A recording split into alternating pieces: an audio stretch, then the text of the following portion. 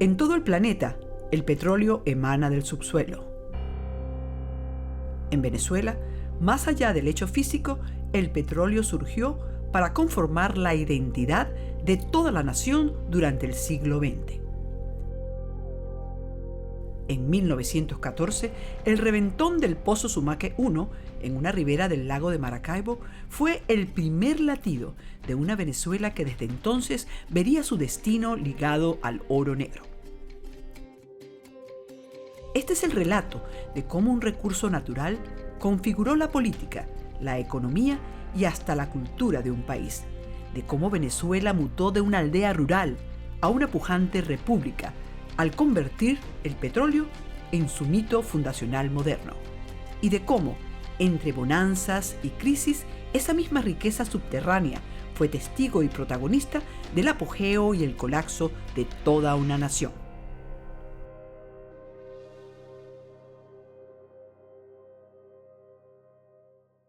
Las primeras 6 décadas estuvieron marcadas por el esfuerzo incesante para obtener beneficios justos de la riqueza que albergaba el subsuelo, ante los desiguales tratos que ofrecían las empresas extranjeras. Situada muy pronto entre los líderes mundiales en producción y exportación, la nación mejoraba muy lentamente su participación en el negocio y los trabajadores sus condiciones laborales. La huelga petrolera de 1936, la ley de hidrocarburos de 1943 y el reparto igualitario de los ingresos, llamado 50-50, en 1948, fueron hitos que exigieron talento y sacrificio de los venezolanos. La ley de 1943 fijó en 40 años el plazo para revertir a la República las concesiones que disfrutaban las corporaciones transnacionales.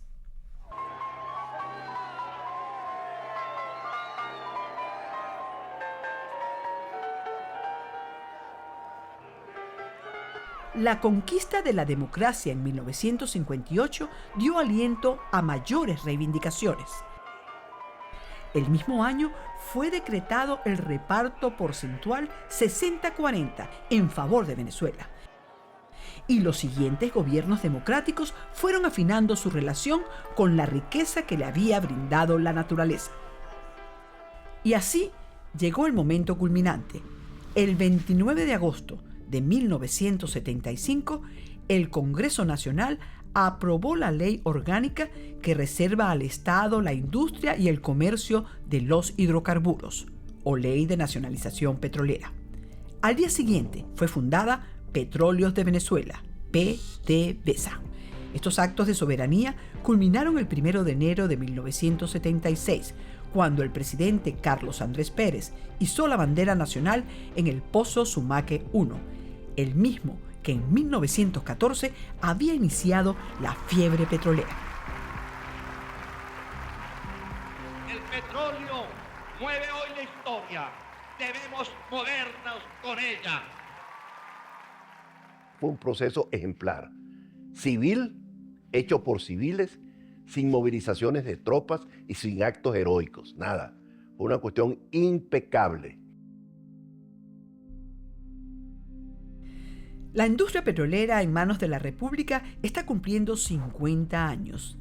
Este es un relato de su historia, de cómo Venezuela, a través de PDVSA, sus gerentes y trabajadores y una amplia red nacional de proveedores de servicios, construyó en la primera mitad de ese medio siglo una industria petrolera ejemplar y admirada en todo el mundo, y de cómo en la segunda mitad de la jornada todo aquello se vino abajo por obra de ideologías erradas y de una conducción marcada por la ignorancia, la incompetencia y la corrupción.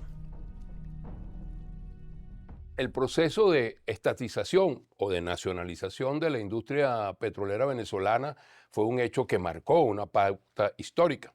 Los venezolanos asumíamos en ese momento el control de la industria y ante muchas dudas sencillamente demostramos que no solo éramos capaces, sino que lo hicimos a la altura.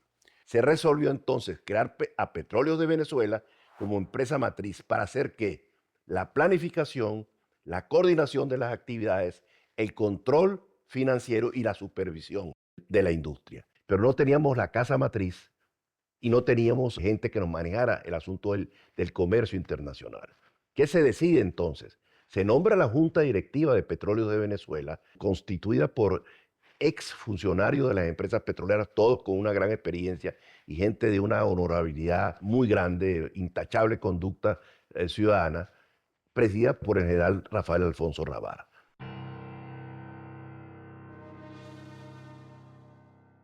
Se presentaron para Petróleos de Venezuela 3 o 4 asuntos de mayor prioridad.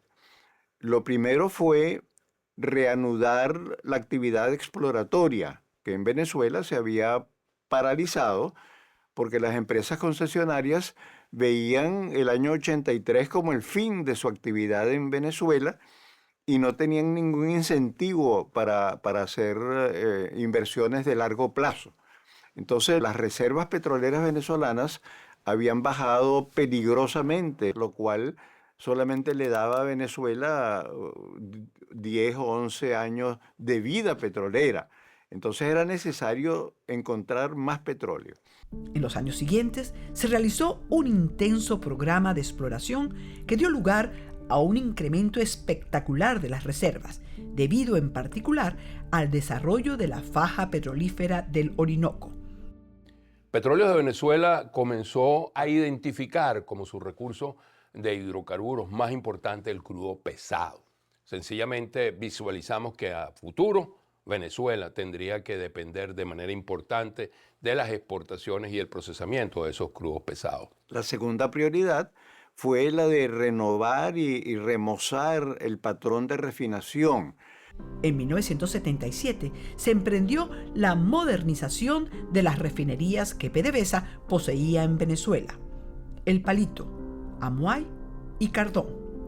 El procesamiento de los crudos pesados de la faja fue otro de los motivos para el cambio de los patrones de refinación. Tomamos acción, ya habíamos hecho cambios en los patrones de refinación de la refinería de Amuay, estábamos sobre eso, en cómo íbamos a resolver Cardón, para tratar de procesar mucho más eficiente los crudos pesados. La tercera prioridad fue la de reorganizar internamente la estructura operativa de la industria. Nosotros heredamos 15 concesionarias, unas grandes, otras más pequeñas, de manera que yo como miembro del primer directorio fui puesto a cargo de coordinar la labor de reagrupar estas 15 empresas y reducirlas a no más de 4 empresas. En torno a las cuales se juntaron todas las demás: Lagoven, Corpoven, Maraven y Meneven. En los años 80 comenzó la estrategia de internacionalización de PDVSA, impulsada por los presidentes Luis Herrera Campins y Jaime Lucinchi.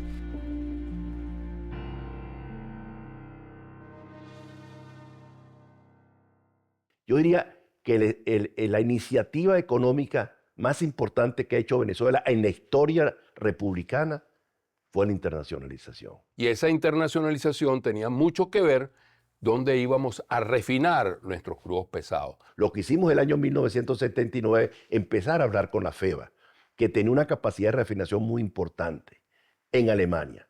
Y entonces se logró una opción de internacionalización muy importante. Tuvimos participación directa en el mercado del retail, del detalle, de las estaciones de servicio en Europa. Ese fue el primer caso de internacionalización. Y en Estados Unidos, sencillamente comenzamos a adquirir algunas refinerías y todas ellas bajo el patrón claro de hacer cambios desde el punto de vista metalúrgico en todos los materiales y equipos que iban a procesar un crudo que tenía hasta 3% de azufre. Llegamos entonces, a través de los años, a tener 8 refinerías en Europa y 8 refinerías en los Estados Unidos. De este proceso surgió Citgo.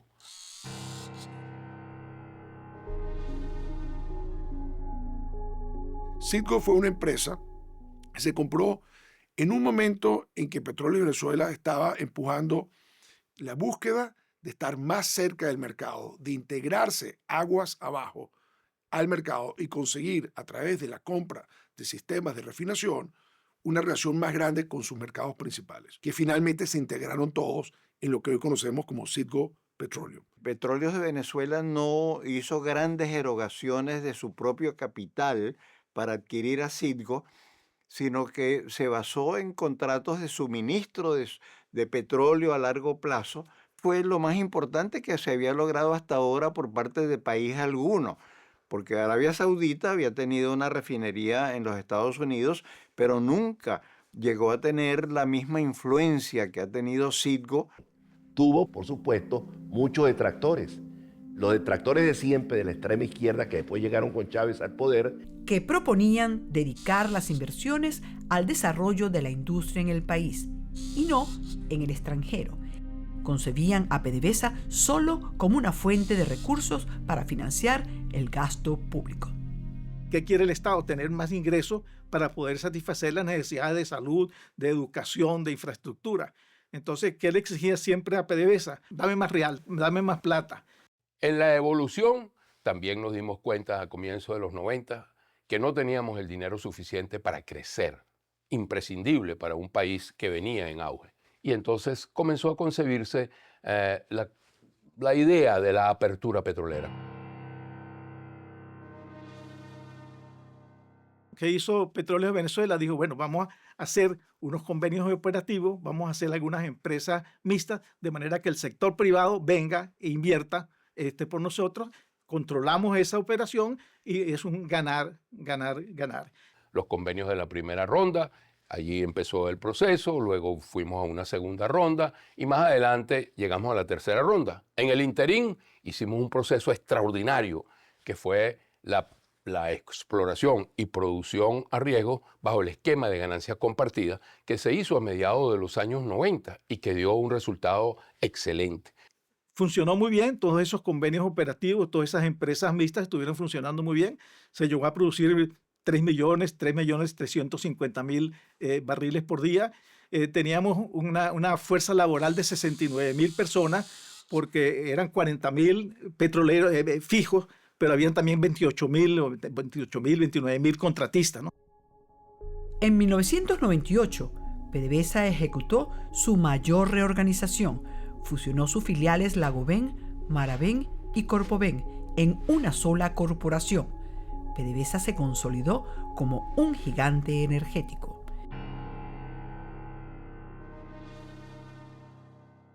Petróleo de Venezuela era una de las 3 más importantes empresas petroleras del mundo y particularmente dentro de las empresas del Estado era reconocida como una empresa eficiente que manejaba la operación de una forma óptima y con resultados muy positivos para la economía venezolana. La empresa marchaba tan bien que logró unos grandes desarrollos. Por ejemplo, la creación del INTEVEP, el Instituto de Investigaciones Petroleras, una institución que hizo grandes aportes.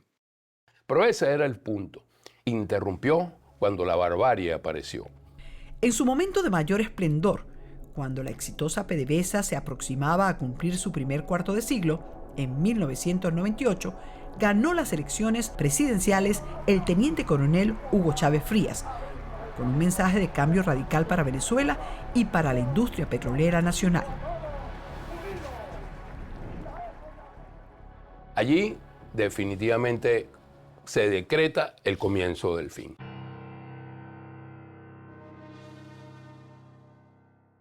Porque la historia así lo refleja. Ese sueño, ese plan que se había ideado de llegar a 6 millones de barriles en el año 2010 sencillamente dio al traste. Venezuela era una economía que para aquel entonces, en dólares de aquellos años, medía aproximadamente 100.000 millones de dólares. Eso es Producto Interno Bruto.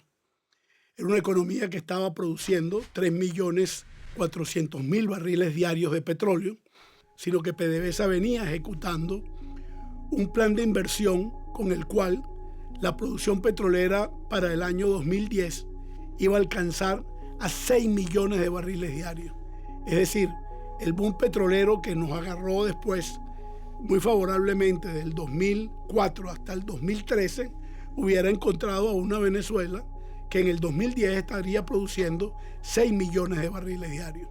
Entonces, Venezuela tenía ante sí una perspectiva de crecimiento extraordinaria, porque si hubiésemos llegado a producir en el plan de PDVSA los 6 millones de barriles diarios y nos agarraba ese boom petrolero, Venezuela sería hoy prácticamente un país de altos ingresos, sin duda alguna el más desarrollado de América Latina y un país muy cerca de ser un país desarrollado. Juro delante de mi pueblo que sobre esta moribunda Constitución.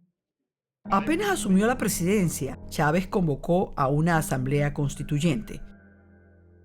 Entre muchos cambios, la nueva Constitución amplió el período presidencial a 6 años, con una reelección inmediata, y creó nuevos poderes del Estado. A este proceso se lo llamó Revolución Bolivariana. Cuando Chávez llega a la presidencia, él nos visitó PDVSA, un gran auditorio y tal, y dijo, no, yo creo en PDVSA, porque hay la meritocracia, lo mismo que hay en el ejército, y esa meritocracia hay que respetarla. Nombra a Roberto Mandini, que era un petrolero respetado, que había sido presidente de Citgo, presidente de Corpoven, tenía todos los credenciales para ser presidente de PDVSA. Pero lamentablemente Mandini duró apenas 6 o 7 meses en la presidencia de PDVSA y fue reemplazado por un comisario político, Héctor Chavaldini, quien carecía de las credenciales necesarias para la presidencia de PDVSA.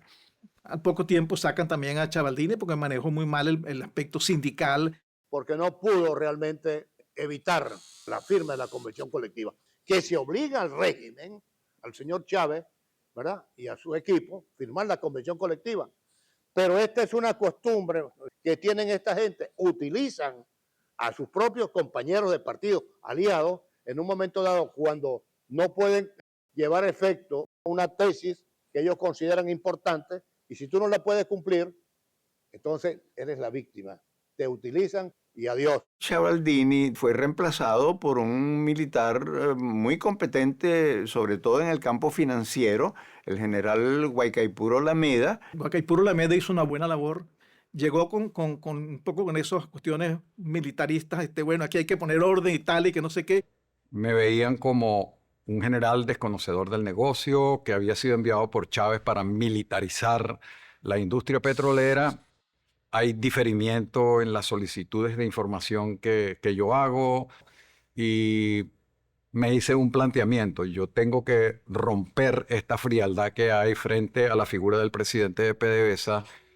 Me hice rodear de un equipo quien me ayudó enormemente en este proceso de inserción en la corporación PDVSA. En el año 98 se había producido la fusión de las 3 filiales que tenía PDVSA y ese proceso de fusión estaba inconcluso. Y lo que había era inconsistencias en el manejo de información por diferencias en manuales, porque teníamos una Lagoven que había heredado la cultura norteamericana y teníamos una Maraven que había heredado una cultura holandesa, y esas dos culturas puestas juntas generaban rivalidades internas.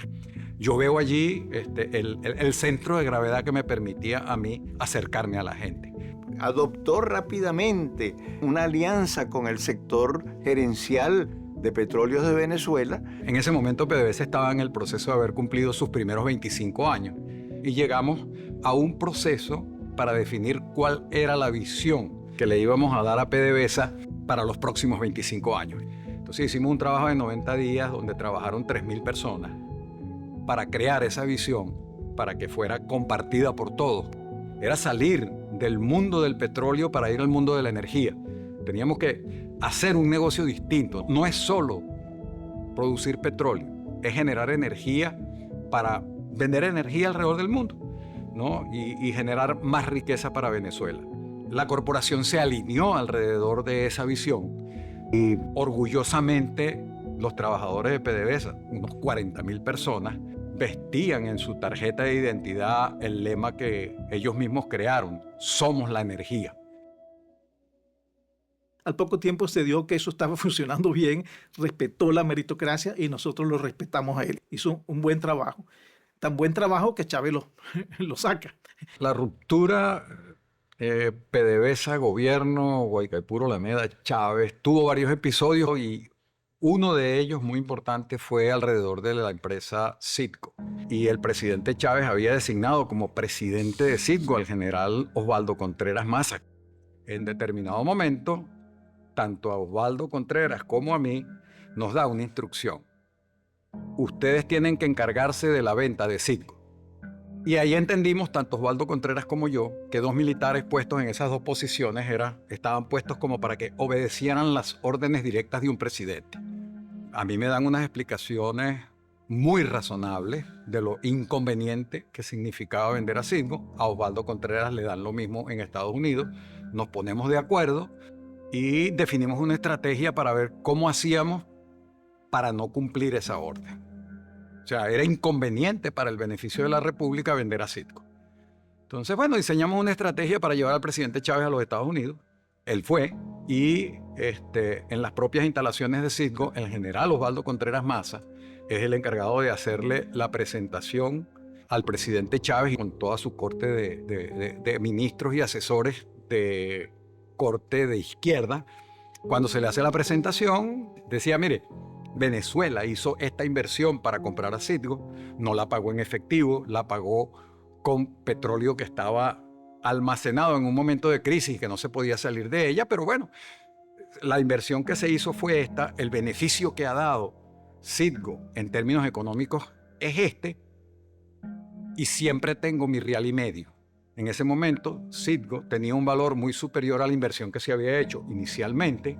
¿Cómo vamos a salir de un negocio que nos tiene en estas condiciones? O sea, hubo cantidad de discusiones, pero el presidente Chávez en ese momento tomó una decisión. Citgo no está en venta y de eso no se habla más. Luego de eso, el general Contreras y yo conversamos y dijimos, mira, yo creo que ganamos una batalla, pero comenzó una guerra. Porque esto de que Citgo no esté en venta y de eso no se habla más tendrá consecuencias. Y las consecuencias se están viviendo hoy en día. Durante ese periodo, la gestión de PDVSA había logrado encaminarse hacia una ruta constructiva, reduciendo tensiones. Sin embargo, 2 hechos significativos alteraron ese equilibrio. El número 1, el régimen promovió sustraer a PDVSA Gas de la casa matriz. Su objetivo, crear una empresa paralela para administrar ingresos sin controles de PDVSA. El hecho número 2 fue la reforma de la Ley Orgánica de Hidrocarburos, un proyecto impulsado por sectores políticos muy cercanos a Chávez.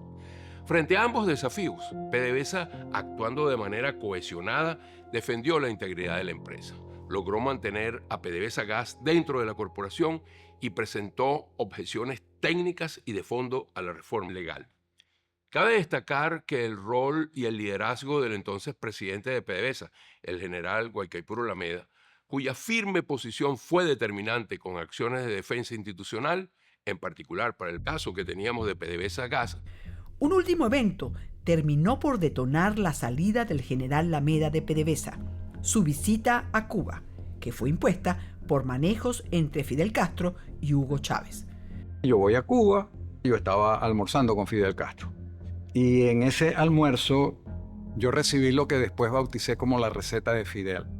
O sea, yo estaba allí en un proceso de inducción revolucionaria. Era, ¿qué es lo que el presidente de PDVSA tiene que hacer como brazo financiero para la expansión del pensamiento revolucionario en el continente americano? Entonces yo le voy a decir lo que tiene que hacer. Usted tiene que calcular muy bien cuál es la cantidad de esa renta petrolera que se necesita para mantener a la población venezolana en nivel de subsistencia, pero con esperanza, y el resto de la renta petrolera tiene que quemarla. Y yo le pregunto, ¿qué significa quemarla? Y me dice, bueno, le será muy útil para sembrar evidencias y comprar conciencias y colaboraciones a nivel nacional e internacional para apoyar nuestra expansión. Regreso yo a Venezuela después de haber recibido esas instrucciones y me bautizaron como el traidor de la revolución. El 31 de enero del 2002, Guaicaipuro Lameda presentó su renuncia a la presidencia de PDVSA. y entonces Chávez decide tomar la colina, como lo declaró pues tiempo después, y entonces nombra a Gastón Parra. Desde mi punto de vista, son hombres que... Un buen profesor que, sin embargo, carecía de las credenciales necesarias para esta posición. Además de que tenía una desconfianza instintiva de los gerentes petroleros. Hasta ese momento, todos los puestos directivos estaban de manos de personas que sabían del negocio. Viene entonces Gastón Parra y deciden poner personas afines con el régimen que no estaban listas para ejercer esos puestos, porque tenían como 2 y 3 niveles por debajo de los que les correspondía por mérito y por conocimiento. Empezaron a sustituir gerentes en varias partes operativas de la compañía. En el caso particular de la refinería El Palito, pues sustituyeron 3 gerentes. Uno llegó a la conclusión que lo que se iba a hacer es la extracción de los gerentes tipo pinza, sacarlos uno por uno, tratando de minimizar el daño. Esto causó un gran rechazo del sector gerencial y técnico petrolero, quienes entonces protestaron activamente. Todo se originó en la campiña, Torre Este y Torre Oeste. Hacer las protestas en los semáforos, con unas pancartas, meritocracia sí, politización no. El 25 de febrero del 2002 estalló el conflicto en PDVSA. Los principales ejecutivos de la industria petrolera publicamos un manifiesto en el Nacional. Advirtiendo al país, ¿no?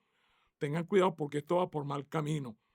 Tú no puedes poner una industria que es el motor de Venezuela de manos de inexpertos, y menos con un sesgo político, con una agenda clara de tomar control. Y empezó pues una crisis que revienta el 7 de abril, cuando nos despide a 7 de los que habíamos actuado como voceros. Eddie Ramírez, director gerente hasta el día de hoy de Palmavén. ¡Pa' afuera! Señor Juan Fernández, está despedido de Petróleos de Venezuela. Usted fue hasta el día de hoy gerente funcional de planificación y control de finanzas. Vean ustedes el nivel de esta gente. Horacio Medina. Usted, señor Medina, hasta hoy fue gerente de estrategia de negociación. Muchas gracias por sus servicios, señor Medina. Offside. Ha aumentado en petróleo. Las calles de Venezuela se convirtieron en el escenario de una tensión definitiva. Para el 9 de abril fue convocado un paro nacional. Este paro fue convocado, en primer lugar, por la alianza circunstancial entre la Confederación de Trabajadores de Venezuela y el sector económico representado por Fedecámara. Y no solamente FTV y Fedecámara, sino todos los sectores de la sociedad civil, la institucionalidad civil en nuestro país, para apoyar a los trabajadores petroleros. Se nos une la sociedad civil y empiezan entonces a reunirse en Chuao, concentraciones de los ONG que había en Venezuela. Las plazas se llenaron de consignas, las empresas cerraron sus puertas y el país contuvo el aliento. Un paro general indefinido. Declarar una prórroga indefinida del paro nacional que tenemos ya en ejecución 48 horas. Y se convoca entonces a una marcha el 11 de abril.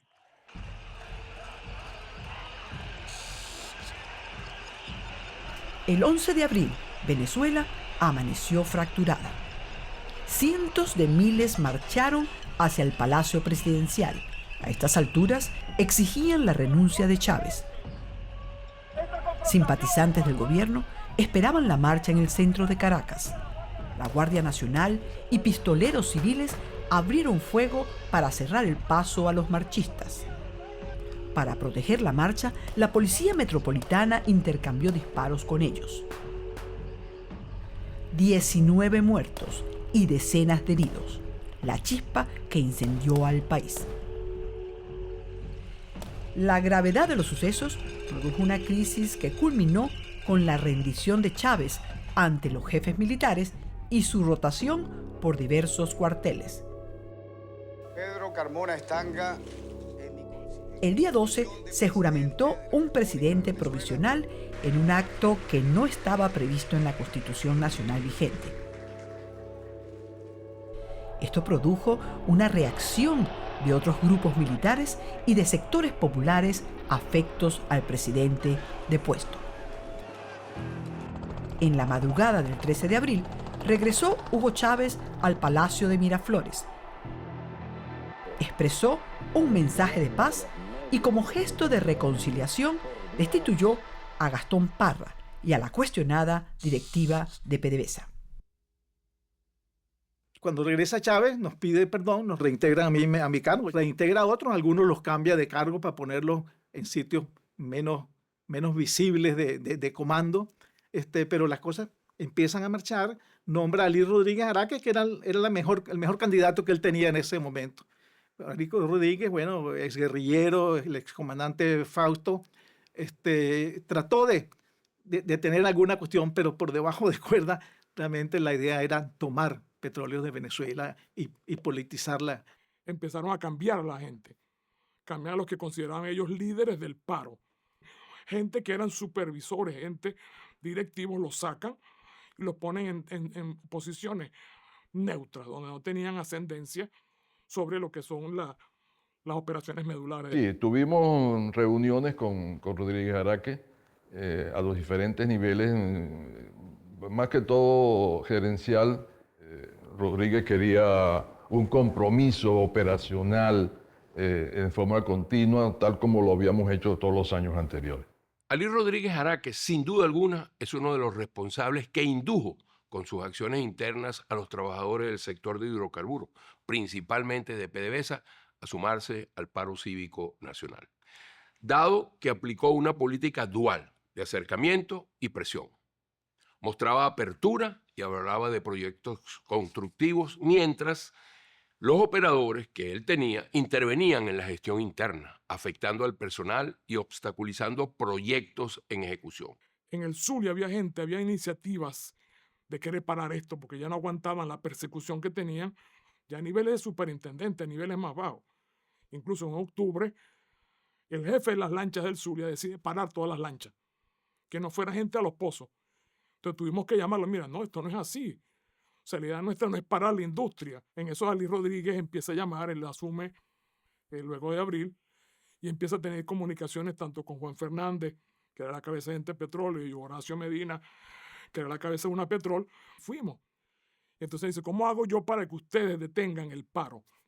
Nosotros decimos, mira, esto no es cuestión de que nosotros estamos organizando ningún paro. Esto es voluntario. Aquí nosotros no tenemos control de nadie. Más bien estamos parando a la gente que se quiere parar por todas las acciones desestabilizadoras que están montando ustedes, quitando gente como tal. El 2 de diciembre del 2002, la CTV y Fedecámaras llamaron a un paro cívico nacional. Se inicia el gran paro cívico nacional. Sino que ahí participaron los diversos sectores de la sociedad venezolana, llámese partidos políticos, medios de comunicación, académicos, estudiantes, bueno, todos estábamos allí. Porque ellos también entendieron que el país iba rumbo, ¿verdad?, a convertirse en una dictadura. Estábamos ya prácticamente gobernados por los cubanos. La Organización Internacional del Trabajo lo calificó al inicio como un paro, pero posteriormente se convirtió en una huelga nacional. Se declara un paro cívico y los trabajadores pues se apegan a ese paro cívico. Venezuela viviría su segunda gran huelga petrolera. Están paralizadas y permanecerán en esta condición en forma segura. La refinería siguió operando, pero con muy poca gente. Eso dio lugar a que esta gente se sentía mal, no podía dormir. Personalmente llamé a un vicepresidente y a Rodríguez Araque para que vinieran a contrastar las condiciones físicas de estos trabajadores que no estaban apoyando el paro. Pues Rodríguez Araque fue a la refinería, me dio a mí instrucciones de parar la refinería en forma segura. Junto con compañeros del Centro de Refinación Paraguaná, yo me acogí a ese paro cívico nacional. Realizamos manifestaciones, marchas, reuniones en sitios abiertos como las plazas en la comunidad Cardón y en Juribana, y en muchas de ellas fuimos atacados por la Guardia Nacional, por la Policía del Estado Falcón, y donde lanzaban bombas lacrimógenas, lanzaban perdigones. El paro cívico nacional se extendió por 63 días. Los trabajadores del sector hidrocarburos acentuaron su firme compromiso frente al régimen de Hugo Chávez luego de diversos actos de represión y en la toma del control absoluto de PDVSA.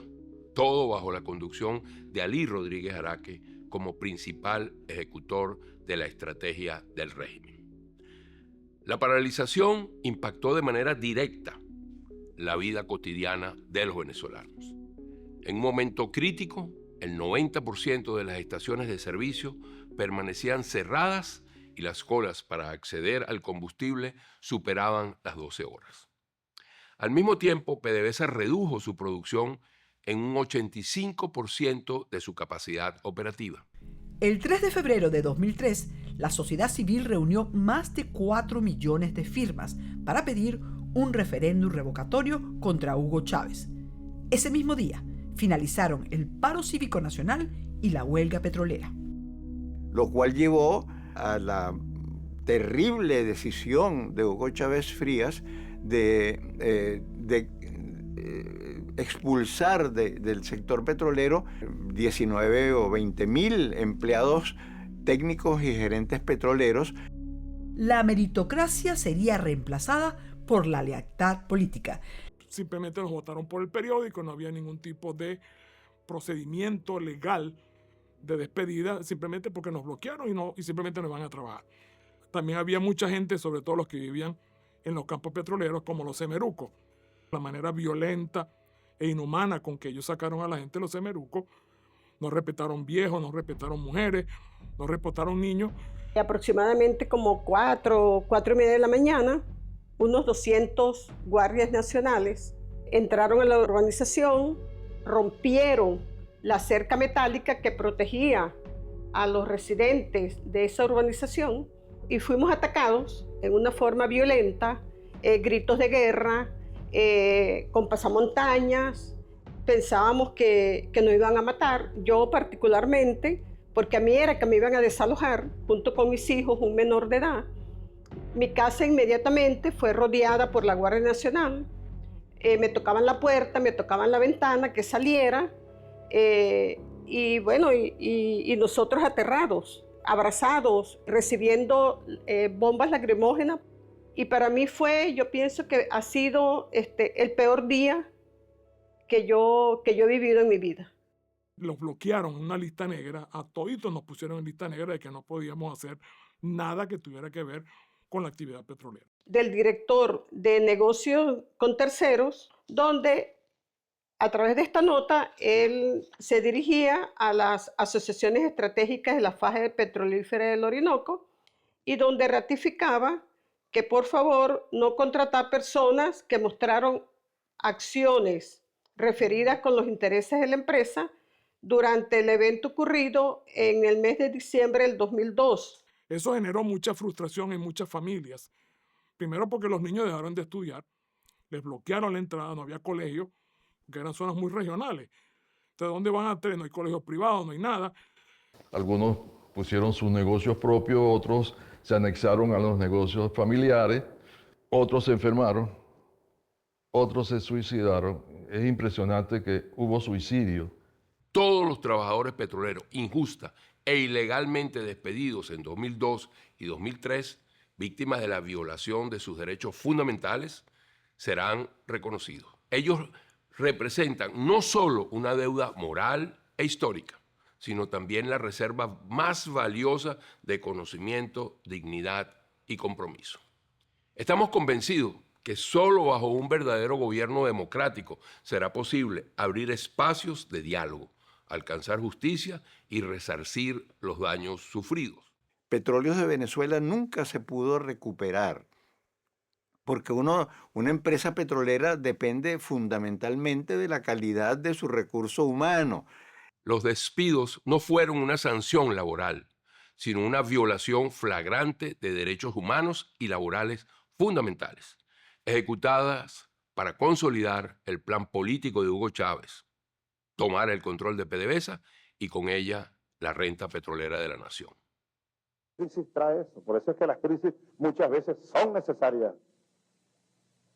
Muchas veces son necesarias, incluso a veces hay que generarlas, pidiéndolas, por supuesto. Lo de PDVSA era necesario, aun cuando nosotros, bueno, no es que no la generamos, sí la generamos. Porque cuando yo agarré el pito aquel en un aló presidente y empecé a votar gente, yo estaba provocando la crisis. Cuando nombré a Gastón Parra Luzardo y aquella nueva junta directiva, pues estábamos provocando la crisis. Ellos respondieron y se presentó el conflicto. Y aquí estamos hoy. Era necesaria la crisis. El control total de PDVSA le permitió a Chávez ejecutar un acelerado plan de programas sociales llamados Misiones, que lo ayudaron a ganar el referéndum revocatorio que amenazaba su permanencia en el poder. En marzo de 2003, Estados Unidos invadió a Irak y el precio del petróleo se disparó. Mientras la guerra en Medio Oriente estaba en desarrollo, el régimen de Hugo Chávez encontró en esa coyuntura una ventana económica irrepetible. Los petrodólares, derivados de esa crisis internacional, se transformaron en la fuente principal para financiar sus programas sociales y consolidar su proyecto político. No solamente existió la creación de empresas que no tenían absolutamente nada que ver con la actividad petrolera, lo cual debilitó grandemente la eficiencia de la empresa, sino que Hugo Chávez se embarcó en un proceso de proselitismo geopolítico, tratando de convertirse en un líder mundial contra lo que él llamaba el imperialismo estadounidense. Huele a azufre todavía esta mesa donde me ha tocado hablar. Ayer, señoras, señores, desde esta misma tribuna, el señor presidente de los Estados Unidos, a quien yo llamo el diablo, vino aquí hablando como dueño del mundo. Y creó entonces un sistema de dádivas a muchos otros países de la región y del mundo, empezando por Cuba, país al cual empezó a suministrarle primero 53,000 barriles diarios de petróleo subsidiados grandemente y luego finalmente 100,000 barriles diarios de petróleo. Pero no solamente se hizo con Cuba, sino que se creó una organización llamada Petrocaribe, desde la cual se empezó a dar pequeños volúmenes de petróleo también gratis a las pequeñas islas del Caribe. Adquirieron una deuda con Venezuela que ronda los 25,000 millones de dólares que nunca se van a pagar. Las exportaciones a los Estados Unidos fueron negadas. Se prefirió exportar a China, a Rusia, a India, en contra de lo que era el mercado premium, que es el mercado de los Estados Unidos, donde más se valora el crudo venezolano. Esa debacle, yo diría que comienza realmente en 2005. En 2005, el presidente Chávez anunció que PDVSA pagaría de inmediato toda la deuda que tenía con los bancos norteamericanos. El anuncio sorprendió, dada la retórica antiamericana que Chávez mantenía. El gobierno de Estados Unidos a la locura. Con esa decisión de Chávez, cancelan la deuda que PDVSA tenía con la banca norteamericana. Eso cierra la necesidad de rendir las cuentas trimestrales que eran públicas. La Security Exchange Commission, que recibía la rendición de cuentas PDVSA, la hacía pública para que la gente las viera. Entonces las cuentas de PDVSA se veían allí. Entonces no había una libertad de acción para la debacle del negocio petrolero, que era la intención. O sea, para mantener un país pobre había que derrumbar la industria petrolera. el petróleo estaba muy por encima de los $100 el barril. El presidente Chávez decía públicamente: pónganme el barril a $50 en el presupuesto y el resto del dinero me lo guardan debajo del colchón. Se creó el Fondo de Estabilización Macroeconómica. Se alimentaba de todo lo que era barriles por precios por encima de $50 el barril. Venezuela llegó a tener precios por encima de los $100 por barril. O sea que estamos hablando de que $50 de esos 100 se iban al Fondo de Estabilización Macroeconómica. De él no quedó nada, ni siquiera el nombre. No hay una sola obra, no hay un solo vestigio de que hizo todo ese dinero. No hay cuentas claras en qué se utilizaron esos recursos. La ofensiva geopolítica de Chávez requería de vastos recursos y su gobierno buscó liquidez mediante la venta de las valiosas refinerías de PDVSA en el exterior. En la segunda parte de la década de los 90, entre el 95 y 98, Petróleos de Venezuela estuvo clasificada siempre entre los 3 primeras empresas del mundo. A niveles de competir con Saudi Aramco, teníamos un circuito de refinación en los Estados Unidos y podíamos enviar más de 1.450.000 barriles a los Estados Unidos y teníamos además refinerías en Europa. Todo aquello comenzó a desmantelarse. Primero a venderse las propiedades que teníamos y los activos que teníamos en el exterior. Cuando procedieron a liquidarlas, su argumento básico fue que estas refinerías no eran un buen negocio, que ganaban poco dinero y algunas trabajaban a pérdida. Las refinerías no necesariamente son muy rentables y dependiendo de las condiciones de mercado pueden a veces generar pérdidas porque están en la punta final del ciclo aguas abajo del petróleo. Pero cuando tú pones una refinería de esas que aún puede tener ligera pérdida, como parte de una cadena de suministro, el valor de esas refinerías aumenta, porque la cadena toda es la que tiene alta productividad. Yo produzco el petróleo y me garantizo que coloco ese barril como un barril de gasolina en la boca de tanque. Y de esa manera, esa refinería ya no es relevante la pérdida que tenga. ¿Qué hizo Chávez cuando llegó al poder? Muy mal asesorado, le dijeron que esas refinerías daban pérdida y que había que venderlas. Vendió la refinería, vendió primero las acciones que teníamos en las refinerías de Europa. Las 7 refinerías de Citgo fueron deliberadamente vendidas. No conocemos los venezolanos qué destino tuvo el dinero producto de la venta de esos activos. No sabemos qué pasó con eso. Entraron a la corriente del gasto público, entraron al bolsillo de la gente. No se sabe, nunca se le dio explicación qué pasó con los activos que tenían. El desvío de los ingresos petroleros hacia proyectos ajenos a PDVSA y la inexperiencia de los técnicos que reemplazaron a los 20.000 despedidos de 2003 causaron el deterioro de las instalaciones y una sucesión de graves accidentes en todas las operaciones de la empresa. Por falta de inversión, por falta de mantenimiento de la industria petrolera, es una actividad demasiado riesgosa como para decir, mira, hay paradas programadas porque hay que hacerlo y hay que pararlo. No se hizo, no se invirtió, empezaron a ocurrir unos accidentes terribles que no solamente afectaron vidas humanas, sino el ambiente.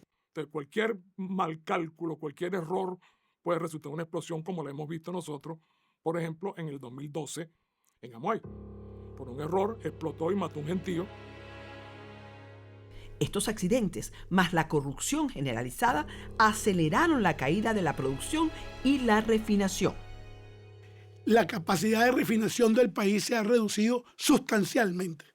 Esa es una de las razones, entre otras, por las cuales Venezuela tiene hoy que vender petróleo a descuento. Hoy Venezuela apenas refina 250.000 barriles de petróleo por día. Sencillamente una gasolina, todos los venezolanos pueden dar fe de ello, de muy mala calidad, que ocasiona problemas serios desde el punto de vista mecánico del vehículo. Y está produciendo escasamente 950.000 barriles de petróleo por día. ¿Por qué? Porque la industria está destruida.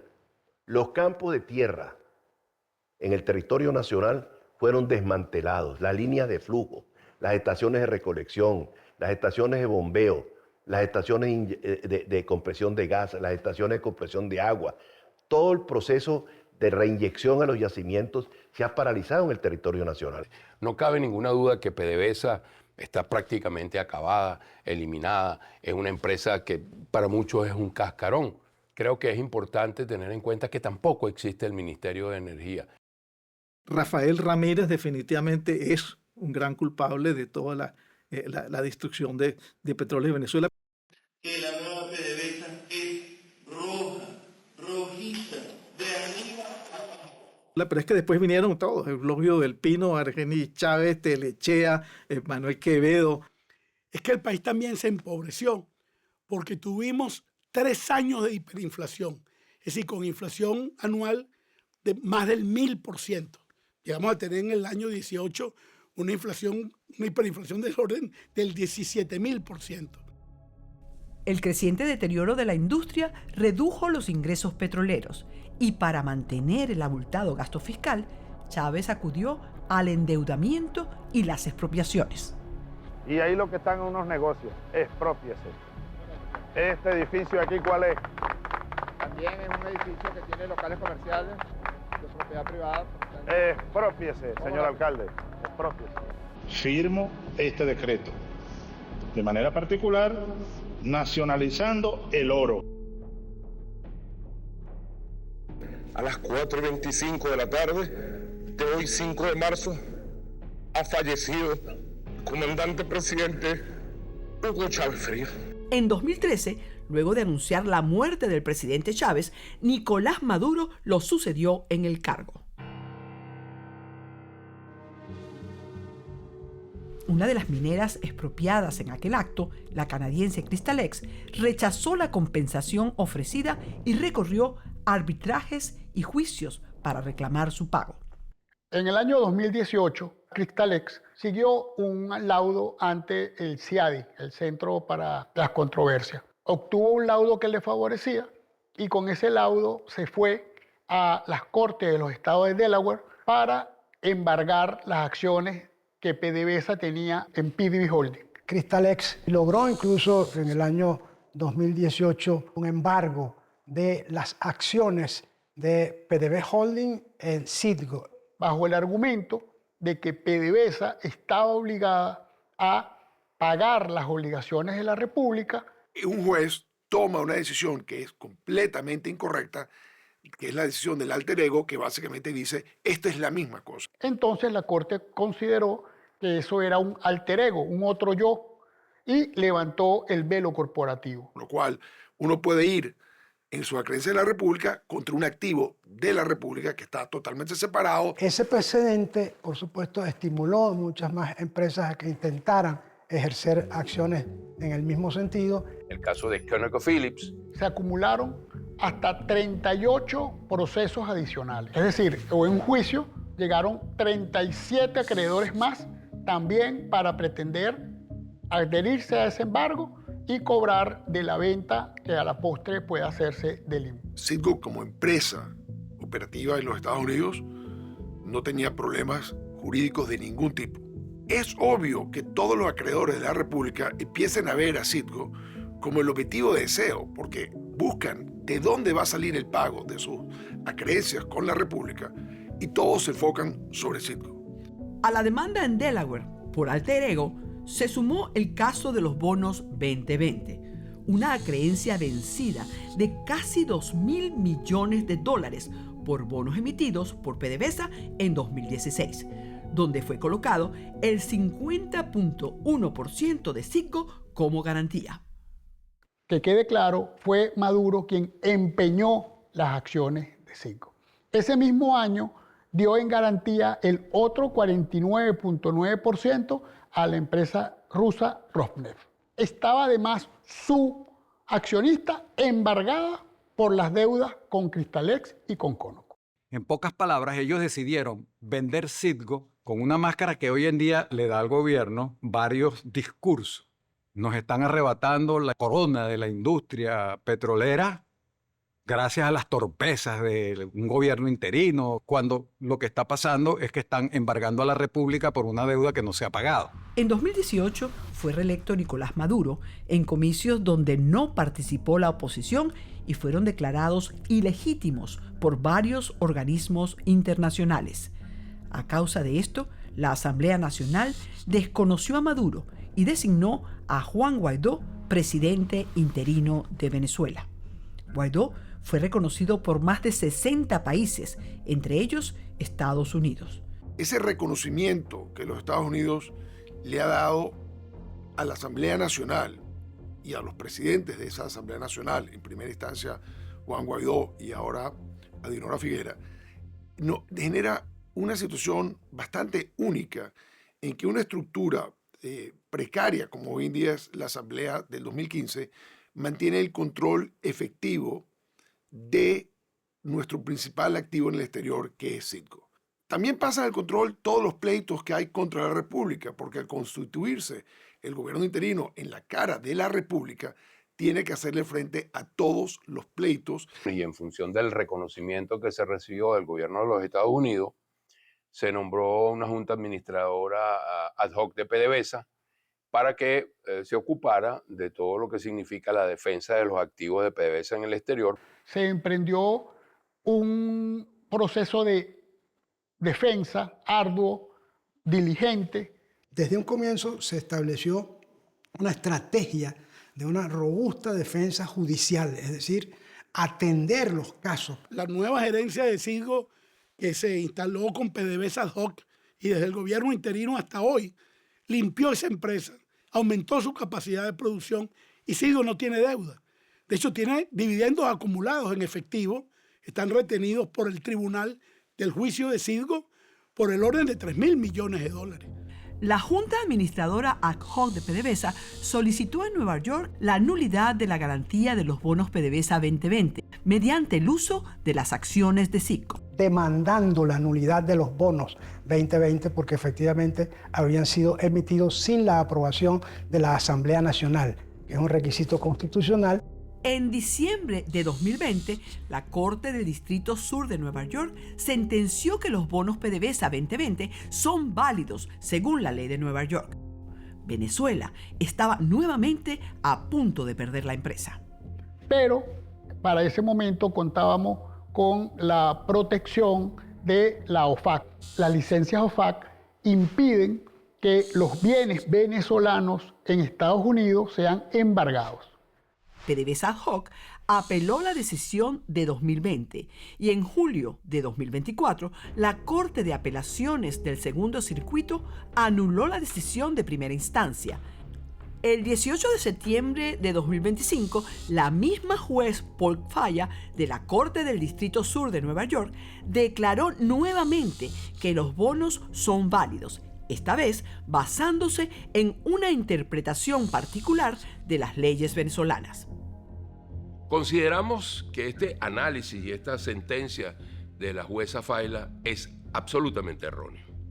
Tal como ya hicimos frente a su decisión de 2021, interpondremos un nuevo recurso de apelación con el objetivo de que se confirme la nulidad de unos bonos emitidos sin la debida autorización de la Asamblea Nacional electa en 2015.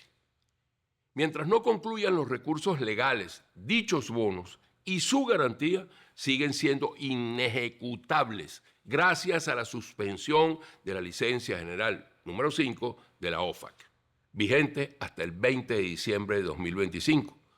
Esa misma semana, entre el 15 y el 18 de septiembre, se celebró en el Tribunal de Distrito de Delaware la audiencia para la venta forzada de Citgo. Allí, el juez Leonard Stark eligió la oferta que le fue presentada por el Special Master para comprar las acciones de la compañía. Durante esos 4 días, los abogados de la República, PDVSA ad hoc, PDVSA Holding, Citgo y Citgo presentaron sus objeciones frente a un procedimiento que calificamos de defectuoso y destructor de valor. Se trata de un litigio complejo en el que PDVSA continúa activa en la defensa de sus derechos, en un procedimiento que aún podría extenderse por varios meses. la responsabilidad absoluta de todo lo que está pasando con Citgo es del gobierno de Chávez y de Maduro. El 28 de julio de 2024 se efectuó una nueva elección para presidente de Venezuela. Todas las evidencias indicaron que ganó por amplio margen el candidato opositor Edmundo González Urrutia. Pero la autoridad electoral declaró ganador a Nicolás Maduro, sin presentar respaldo documental. Nuestro presidente electo es Edmundo González Urrutia. La oposición entregó actas originales que respaldan la clara victoria de su candidato. Las protestas populares fueron severamente reprimidas. Métete.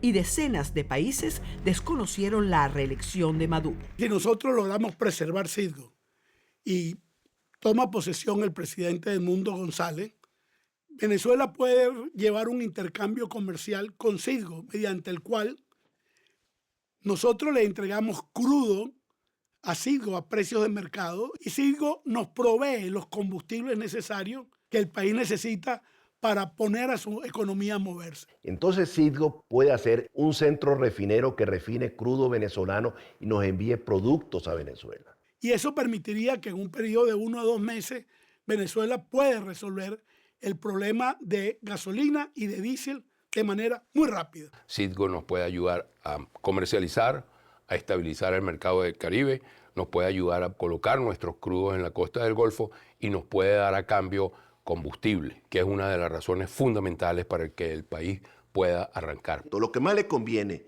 a los acreedores de Citgo es que haya un cambio de gobierno en Venezuela, que en Venezuela haya una gente responsable en el manejo de la cuestión pública, que se pueda negociar el pago de la deuda, que se pueda negociar las acreencias que existen y que Citgo siga funcionando. Queda todavía un arduo camino. Hablar del futuro energético de Venezuela exige reconocer una verdad ineludible. PDVSA, como la conocimos, es irrecuperable e irrepetible. El peso de los errores del pasado y la devastación institucional hacen imposible revivirla en su antigua forma. Sin embargo, lejos de ser motivo de resignación, esta realidad abre una oportunidad esperanzadora. Redimensionar el sector de los hidrocarburos, transformándose en un eje integral de energía moderna, limpia y sostenible. En este proceso de reconstrucción, bajo un régimen democrático, el proyecto del Hub Energético de las Américas se presenta como una plataforma que permitirá a Venezuela integrarse plenamente al mercado regional y global. La participación masiva y activa del sector privado, tanto nacional como internacional, aportará capital, tecnología y gestión eficiente para revitalizar la capacidad productiva. En el corto plazo, PDVSA actuará en la recuperación del sector hidrocarburos y luego el papel de una PDVSA redimensionada podría tal vez ser un garante patrimonial y un socio estratégico. I want to highlight a simple yet powerful idea. When it comes to global energy production, Venezuela represents the greatest untapped opportunity in the world. Our nation possesses an unparalleled potential rooted in our abundant natural resources, low-cost production, and our long-standing tradition of oil production. With the right policies, Venezuela's energy sector can achieve rapid and sustained growth. Our government plan, Venezuela Land of Grace, is designed to achieve this. We have assembled a team of world-class experts with extensive experience both in Venezuela and abroad, and our vision is clear and achievable. We will transform Venezuela into the energy hub of the Americas. In last year's presidential election, the people of Venezuela made their voices heard. They overwhelmingly chose freedom and prosperity, voting for a complete transformation of our nation into a successful, secure, and open society. Our vision for transforming Venezuela is practical and effective. Strong institutions, rule of law, property rights, and a government that fosters the creation of knowledge, innovation, and wealth. We will make Venezuela the most attractive place to invest, live, and create. Venezuela will no longer be the criminal hub of the Americas. It will become the energy hub of the Americas. This process will be orderly, transparent, and rule-based, welcoming participation from all. We want the small and medium-sized enterprises as well as the major oil international companies all investing and producing in Venezuela. The size of Venezuela's hydrocarbon resources is unimaginably vast, and only we can unlock them. Together, we will rebuild our entire hydrocarbon industry, upstream, midstream, and refining, launching one of the most ambitious and profitable energy projects in the Western Hemisphere for decades to come. With a combination of the world's largest hydrocarbon reserves, low production costs, and a prime location at the heart of the Western Hemisphere, Venezuela represents an unparalleled opportunity. With this strategy, we will usher in a new era of wealth creation and energy security for the entire Western Hemisphere. And it will begin fast. Let's make this vision happen together. My friends, Venezuela is back in the energy business. Thank you, and may God bless you all.